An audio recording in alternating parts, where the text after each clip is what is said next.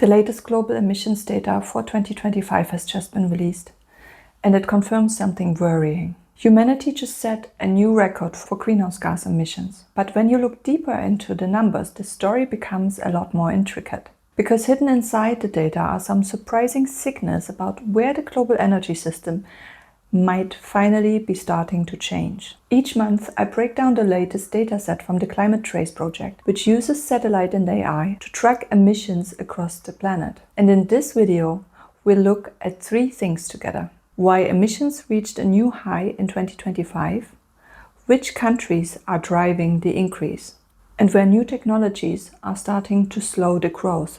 Climate statistics can be incredibly hard to interpret. Most reports throw around numbers like billions of tons of CO2, percentages, and sector breakdowns that are all difficult to connect to the real world. So the key question really becomes, what does this actually mean for the trajectory of the planet? So instead of focusing on raw numbers, the better way in my mind to understand climate progress is to look for patterns inside the system. And the latest dataset from Climate Trace offers one of the most detailed views of those patterns available today. Their monitoring network tracks emissions across more than 700 million individual assets, 10 major sectors, and thousands of cities and industrial facilities worldwide. So when you zoom out and look at the whole system, 3 major signals emerge. First, the headline number.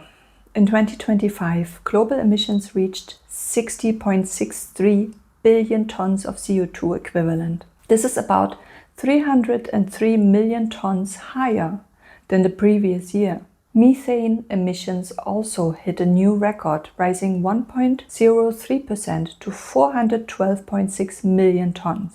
But the most interesting part of the story isn't the record itself, it is the rate of growth.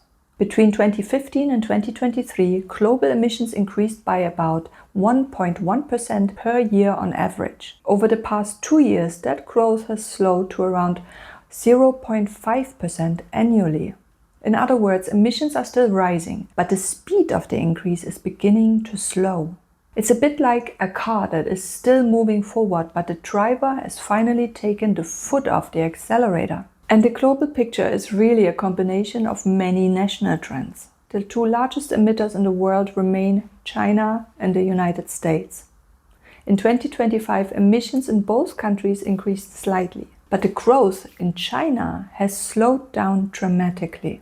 Between 2015 and 2023, China's emissions grew by an average of 2.66% per year.